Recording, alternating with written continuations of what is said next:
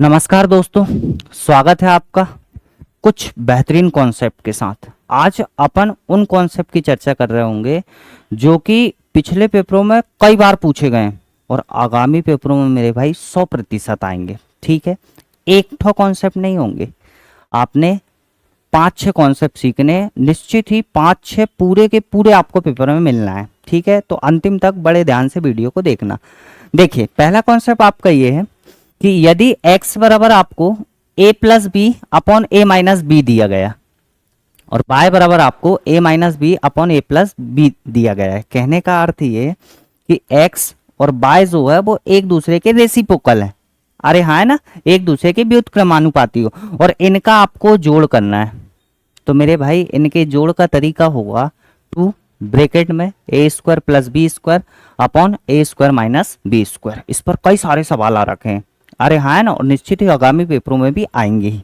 देखिए सवाल कैसे आना, x बराबर √7 प्लस 2 अपॉन √7 माइनस 2 दे रखा है, y बराबर √7 माइनस 2 अपॉन √7 प्लस 2 दे रखा है और आपसे x प्लस y पूछा है, इन दोनों का जोड़ पूछा है। तो फाइनली इन दोनों का जोड़ होगा 2, √7 का स्क्वायर करेंगे 7 होगा, प्लस 2 का स्क्वायर करेंगे तो 4 होगा, अपॉन √7 का स्क्वायर करेंगे 7 होगा, माइनस 2 का स्क्वायर करेंगे 4 होगा।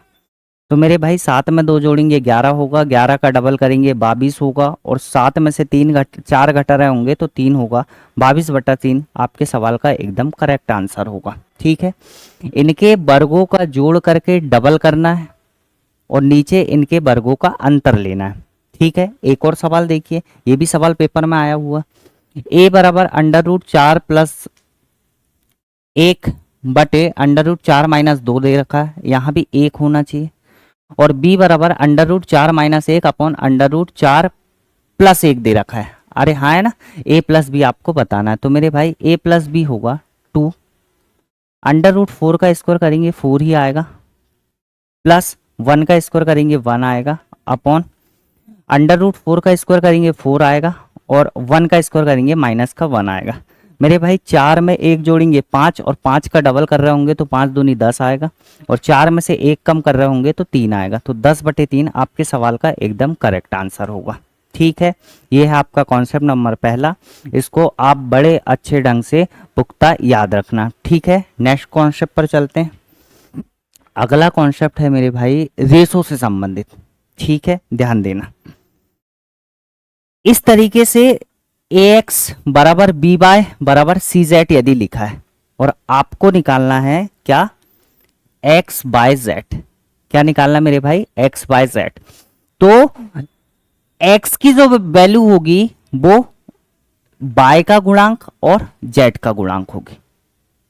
ठीक है, y की जो वैल्यू होगी वो x का गुणांक और z का गुणांक होगी। जिसकी वैल्यू निकालना है आपको उसको छोड़ देना है, जिसकी वैल्यू निकालना है उसको आपको छोड़ देना है।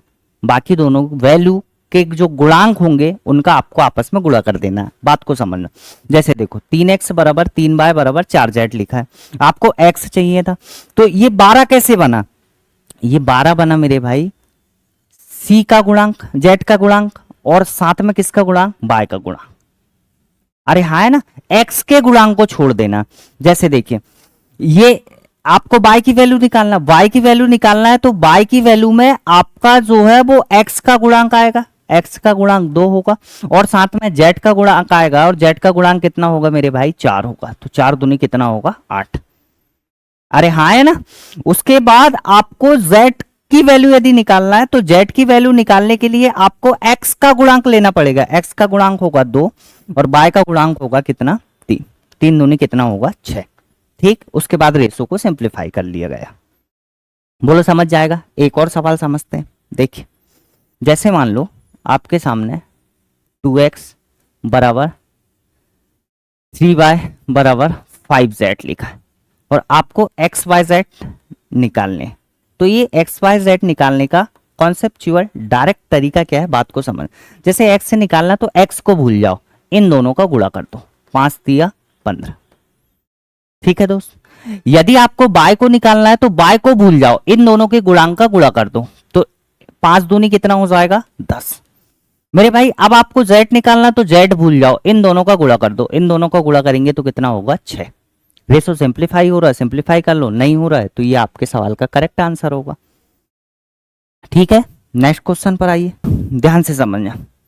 यदि 11 में किसी एक अंकीय संख्या का गुणा किया जाए, 11 में एक अंकों वाली संख्या का यदि गुणा किया जाए तो आपका जो उत्तर होता है वो उस उस अंक को 2 बार लिखना होता है। जैसे देखो, जैसे 5 में आप 11 का गुणा करें तो 11 पचे क्या होगा 55, इस अंक को 2 बार लिख देना।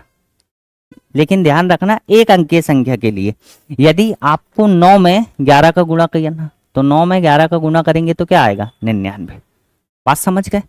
तो यदि किसी एक अंकीय संख्या का 11 में गुणा करते हैं तो अंक जो है वो रिपीट हो जाते हैं, मैं ये कहना चाह रहा हूं। ऐसे ही 2 अंकीय संख्या का यदि 101 में गुणा हो जाए तो दोनों अंक रिपीट हो जाएंगे।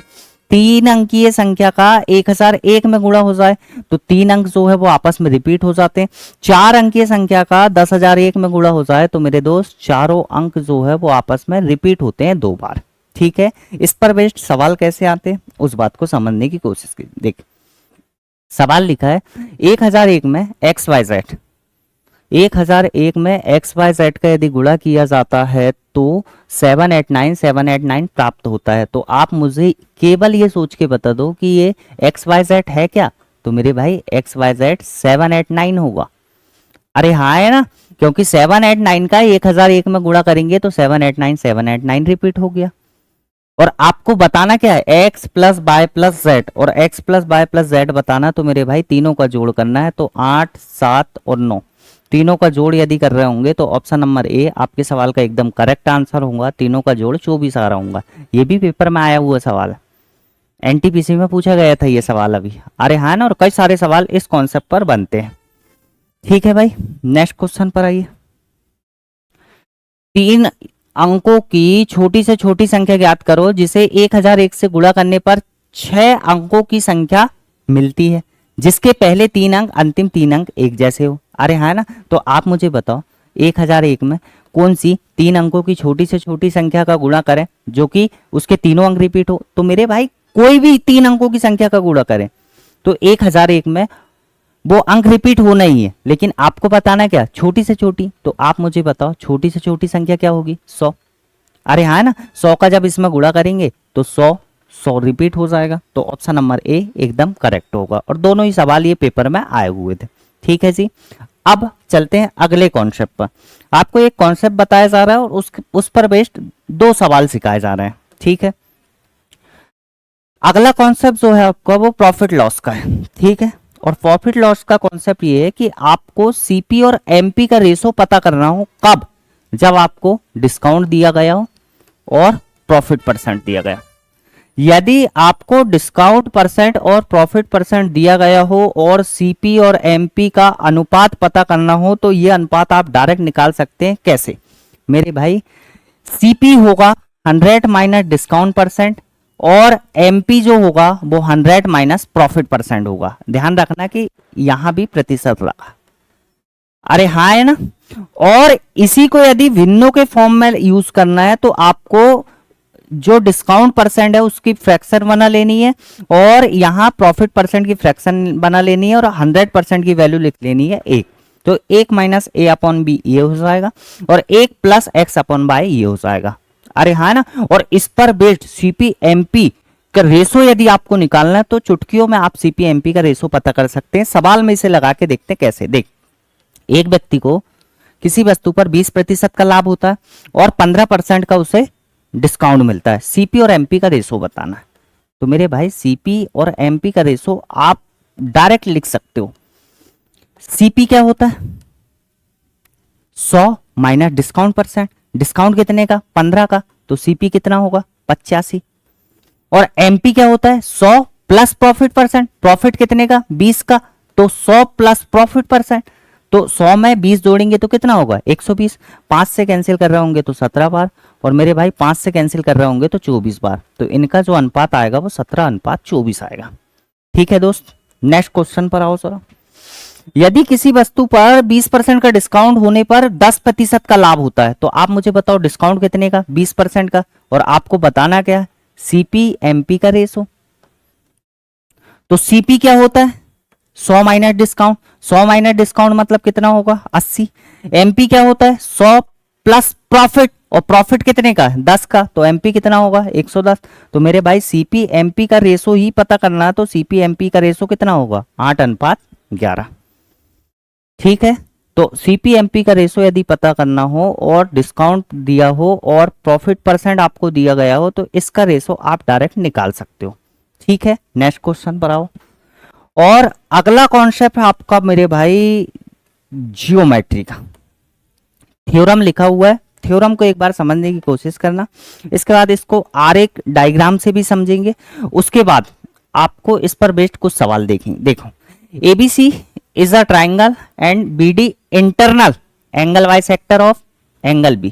कहने का अर्थ ये कि एबीसी एक त्रिभुज है, उसमें कोण बी का एंगल वाइज सेक्टर किया गया है। इसका अर्थ ये इंटरनल एंगल वाइज सेक्टर मतलब अंतः कोण समद्विभाजक किया गया, अंदर वाले कोण को दो भागों में विभाजित किया गया। ठीक है, और सीडी जो है वो एक्सटर्नल एंगल वाइज सेक्टर है। किसका? एंगल सी का। कोण सी का बाह्य कोण समद्विभाजक है। ठीक है, तो आपको जो है इस तरीके से बात को समझनी है, बात को समझना मेरे भाई। ये एबीसी एक ट्राइंगल हो गया, ये आपको एबीसी एक ट्राइंगल दिख रहा होगा, और इसमें आपको ये बोला गया है कि ये बी, ये है एंगल बी। ध्यान से देखना, ये एंगल बी है। ठीक है, और इस एंगल बी का वाई सेक्टर यदि निकालें तो ये हुआ एंगल बी का बाई सेक्टर, जो एंगल को दो बराबर भागों में विभाजित कर रहा है। और चूंकि ये अंदर की तरफ है तो इसे इंटरनल एंगल बाई सेक्टर कहा गया। और ये रहा आपका एंगल सी, और एंगल सी का ये रहा सीडी जो है वो बाह्य कोण समद्विभाजक है। ठीक है, यदि आपको एंगल ए की वैल्यू इस केस में थीटा दी गई है, एंगल ए कितना दिया गया है? थीटा, तो मेरे भाई एंगल डी जो होगा वो थीटा अपॉन 2 होगा। ये आपका थ्योरम है और ये आपको दिमाग में पुख्ता याद रखना है। ठीक है, इस पर बेस्ड कई सारे सवाल पेपरों में आ रखे हैं, सवाल के माध्यम से इस बात को समझना। ये सवाल लिखा हुआ है, पेपर में आया हुआ सवाल है, बात को समझो। त्रिभुज एबीसी है, मैं आपके सामने त्रिभुज बना दे रहा हूं एबीसी। ये रहा त्रिभुज एबीसी, ये पॉइंट ए है, ये पॉइंट बी है और ये पॉइंट सी।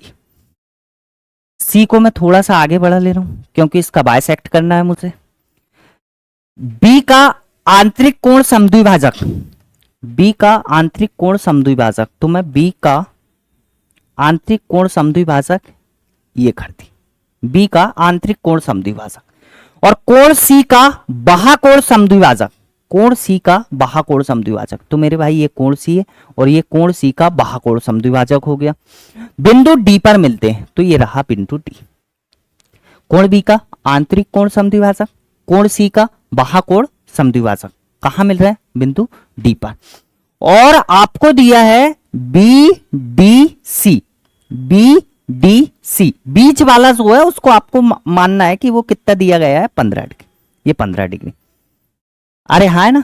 तो कोण ए का मान बताना है, तो आप मुझे बताओ मेरे भाई, ये वाला एंगल यदि थीटा रहता है तो ये वाला एंगल क्या होता है? Theta by 2। इसका अर्थ ये है कि थीटा बाई 2 की वैल्यू कितनी डिग्री दी गई है? 15 डिग्री। तो थीटा की जो वैल्यू होगी 15 का डबल होगी, 15 का डबल होगी अर्थात कितने डिग्री होगी? 30 डिग्री। ये आपके सवाल का एकदम करेक्ट आंसर होगा। ठीक है, आप इस थ्योरम को पुख्ता दिमाग में याद रखना, डायरेक्ट ही आपके पेपर में आने वाला है। ठीक, अब आइए जियोमेट्री का एक और बेहतरीन कॉन्सेप्ट। पहले आप इसके चित्र को समझना, और यही थ्योरम के बेस पर लिखा गया है। आप बात को समझने की कोशिश करना कि ये चित्र कैसे तैयार हुआ है। देखिए, एक त्रिभुज है बोले एबीसी, ये त्रिभुज आपको एबीसी दिखता होगा। ठीक है जी, एबीसी में आपने बी का कोण समद्विभाजक लिए। ठीक है, फिर एंगल सी का कोण समद्विभाजक लिए और ये किसी पॉइंट आई पर जाकर मिलते हैं, ठीक है। और ऊपर वाला एंगल यदि थीटा है तो नीचे वाला जो एंगल होगा, ये जो एंगल आई होगा, ये 90 प्लस थीटा बाई 2 होगा, 90 प्लस थीटा बाई 2 होगा, ठीक है। 1 मिनट के लिए ये थ्योरम लिखा हुआ है, आप इसको पढ़ लें और एक बार इसे समझकर चित्र में देख के आपको ये लगाना है कि ये कैसे हो पाया, ठीक। 1 सेकंड के लिए देख लो आप इसे।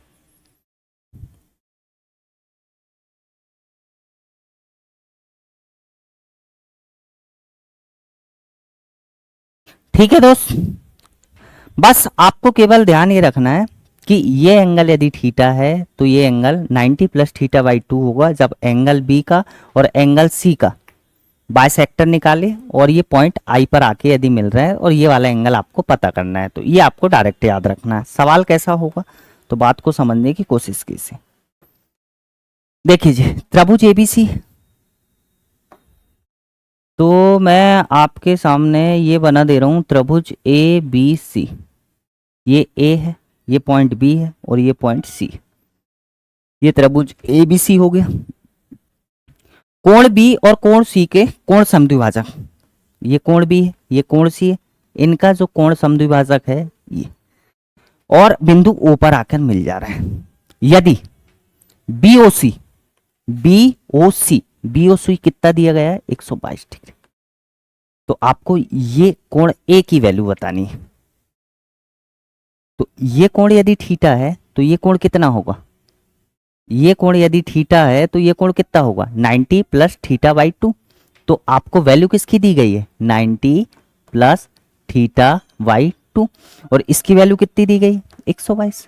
ऐसे निकाल लो, 122 में से आप 90 यदि घटा रहे होंगे तो ये आ रहा होगा 32, और मेरे भाई थीटा ही यदि आपको चाहिए तो 32 दूनी 64, 64 डिग्री इस थीटा की वैल्यू होगी, ठीक है दोस्त। तो ये थे आपके कुल मिलाकर 6 कॉन्सेप्ट। 6 कॉन्सेप्ट को आप बड़े अच्छे ढंग से पुख्ता याद रखना, इनसे डायरेक्ट सवाल आते हैं और आपको उत्तर भी सीधे डायरेक्ट करके आने हैं, ठीक है। मिलते हैं नेक्स्ट वीडियो में, अच्छा लगे तो लाइक सब्सक्राइब और शेयर जरूर करना, ठीक है। तब तक के लिए टाटा बाय बाय।